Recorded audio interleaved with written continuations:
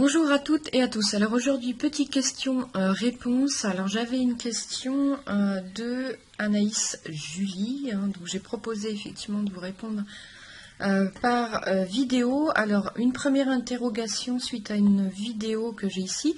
Donc comment fait-on quand notre besoin est contraire à celui de l'autre ou que l'on ne peut y échapper, donc dans un couple ou avec un collègue de travail par exemple? Il va se mettre en place aussitôt une relation de pouvoir et ce sera le dominant dans la relation qui imposera le respect de ses besoins à l'autre et qui lui lui ne pourra pas combler ses besoins. Et puis vous avez effectivement recommenté derrière. En fait, comment combler ses besoins non comblés face à une personne qui a de l'emprise sur soi? Ce type de personne n'a aucun mal à combler ses propres besoins et à nous imposer sa vision du monde du fait même qu'elle a de l'ascendant sur nous ou encore par extension. Comment trouver sa place dans une relation face à une personne dominante? Toujours l'amour de soi et l'amour que l'on se porte pour ne pas se laisser submerger. L'amour de soi est-il la clé de tout? Si oui, je n'arrive pas à me le donner, enfermé que je suis dans mon rôle de victime. Alors, effectivement, j'avais fait une vidéo, alors je vous invite à la regarder du coup, sur justement plus ou moins ce qu'on appelle le pervers narcissique.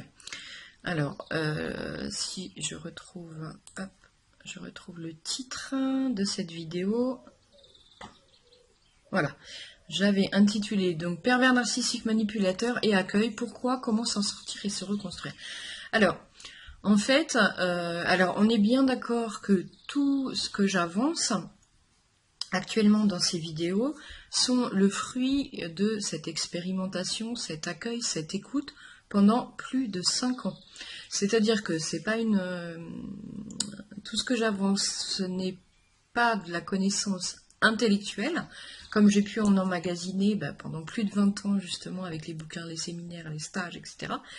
Là, non, c'est vraiment une compréhension expérimentée en mettant donc au quotidien l'écoute, l'accueil à l'intérieur de moi. Donc, ça peut paraître une vérité assez violente parfois ou assez difficile à appréhender. Donc, comprenez bien en fait que cette compréhension, vous l'aurez à l'intérieur de vous quand vous mettrez en place donc cet accueil au quotidien, au fur et à mesure que vous allez accueillir justement toutes ces couches de souffrance, toutes ces blessures qui vont être accumulées depuis l'enfance, que vous allez prendre conscience de tous vos schémas donc de protection mis en place pour vous protéger, ce qu'on appelle l'ego, et que vous allez écouter justement toutes vos peurs, tous vos doutes, tous vos manquements, accepter toutes les parties de vous qui vous détestent, toutes vos erreurs, etc. Donc c'est un long travail, un long cheminement quotidien, et la vie tous les jours va justement nous indiquer ce qui en nous n'est pas vu, accepté, aimé. Alors quand on est dans un rôle comme ça, donc j'avais parlé du fameux triangle où effectivement on va être enfermé dedans un certain temps jusqu'à ce qu'on prenne conscience finalement qu'on est dans ce schéma-là, et au fur et à mesure qu'on va accueillir ce que ça nous dit de nous, eh bien on va pouvoir sortir de ces schémas justement de stratégies de protection qui vont soit nous mettre donc dans le rôle de bourreau, soit dans le rôle de victime, soit dans le rôle de sauveur. Généralement, on en a un particulièrement qu'on apprécie, en tout cas qu'on apprécie, qu'on a mis en place parce qu'on a pensé effectivement que ça allait, c'était la meilleure stratégie enfant. Alors, on est bien d'accord que ce soit le bourreau, la victime ou le sauveur, ce sont des stratégies maladroites, effectivement, qui alimentent actuellement toutes les relations sur cette terre.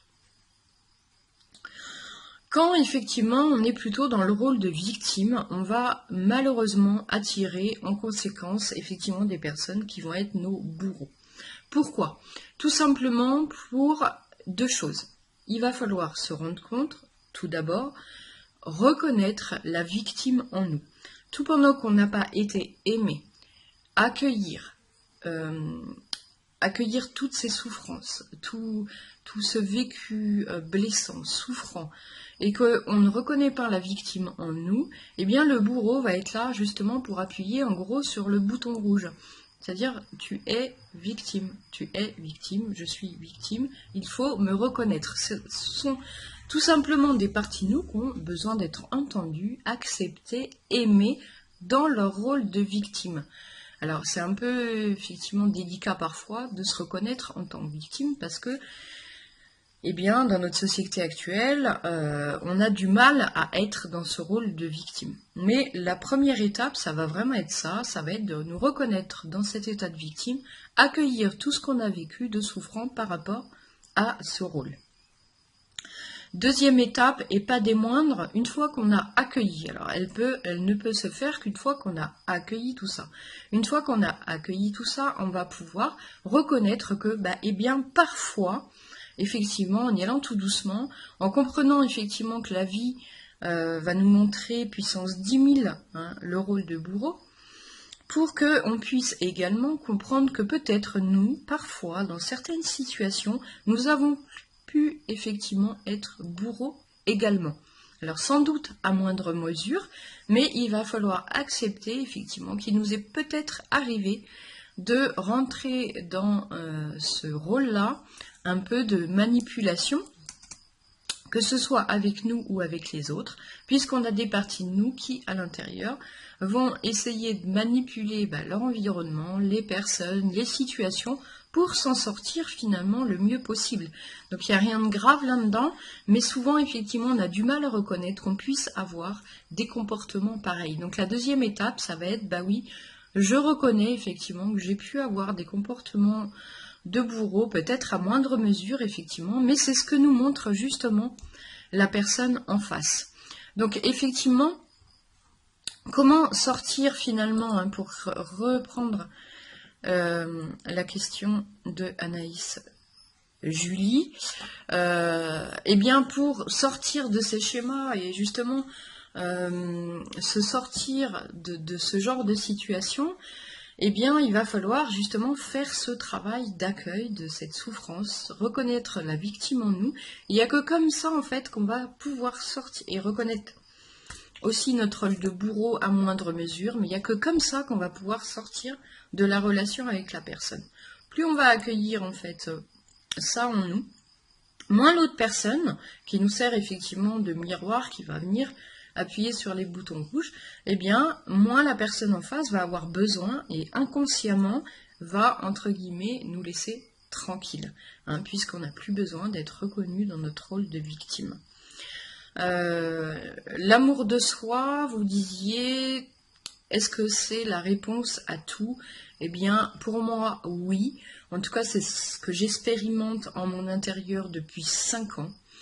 Vraiment, la seule libération que j'ai pu expérimenter en moi, la vraie, enfin en tout cas celle qui reste et qui est pour moi durable, apaisante envers tout ce qui est à l'intérieur de nous, envers tout ce qu'on est, eh bien il n'y a que cette énergie d'amour effectivement qui permet d'apaiser complètement les parties de nous qui se sentent justement non aimées, non acceptées ou pas vues et qui demandent finalement que ça.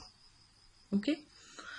Donc oui, je répondrai oui, clairement, l'amour de soi est la clé de tout. On va apprendre à aimer la victime en nous, par exemple, pour l'exemple ici, le bourreau en nous également, comprendre que derrière le bourreau, il y a des stratégies de protection aussi qui ont été mises en place et qui sont là pour nous protéger.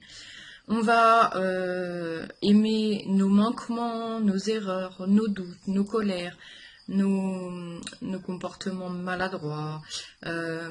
Bref, on va vraiment aller à la rencontre de soi-même et s'apporter cet amour à nous. Qu'est-ce que ça apporte exactement? Eh bien, ça va permettre d'apaiser les parties de nous qui ne se sentent pas aimées. Une fois qu'elles vont être justement vues, aimées, accueillies et aimées, eh bien, ça va s'estomper tranquillement, ça va s'apaiser à l'intérieur de nous et du coup, ça n'aura plus besoin, effectivement, de se matérialiser, entre guillemets, d'être récurrents à l'extérieur pour nous montrer le travail qu'on a à faire à l'intérieur de nous. Donc tout ce qui nous arrive à l'extérieur, je sais que c'est compliqué à entendre. Moi, il y a quelques années de ça, j'arrivais pas à l'entendre parce que c'était trop violent pour moi, j'étais incapable d'accepter cette réalité, mais je peux vous assurer qu'en la vivant de l'intérieur et du coup en voyant effectivement que l'extérieur résonne systématiquement avec quelque chose d'intérieur, eh bien on se rend compte que tout nous parle de nous à l'extérieur, tout est là pour nous montrer ce qui n'est pas vu,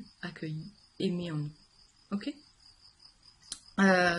Comment on se donne de l'amour à soi? Eh bien, effectivement, en pratiquant cet accueil au quotidien, cette écoute si particulière que je transmets. Donc ça va être une posture vraiment où on va être capable de donner donc tout notre amour, toute notre bienveillance, toute notre écoute, toute notre compréhension, vraiment une posture d'amour inconditionnel du coup qu'on va s'apporter à soi-même. Donc ça c'est ce que je transmets notamment en séance individuelle pour vous faire expérimenter justement cette posture si particulière. Une fois que vous l'avez expérimenté une fois, il est possible justement de le mettre en place derrière pour vous et pour commencer ce travail que je propose en tout cas d'entamer.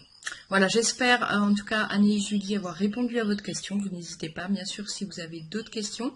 Et puis voilà, je réponds régulièrement à des interrogations plutôt générales en tout cas.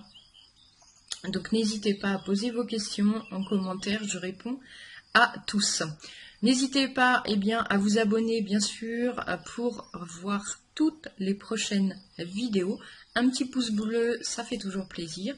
Et puis bien sûr, partagez si en tout cas ça vous parle. Voilà, je vous dis à bientôt pour une prochaine vidéo.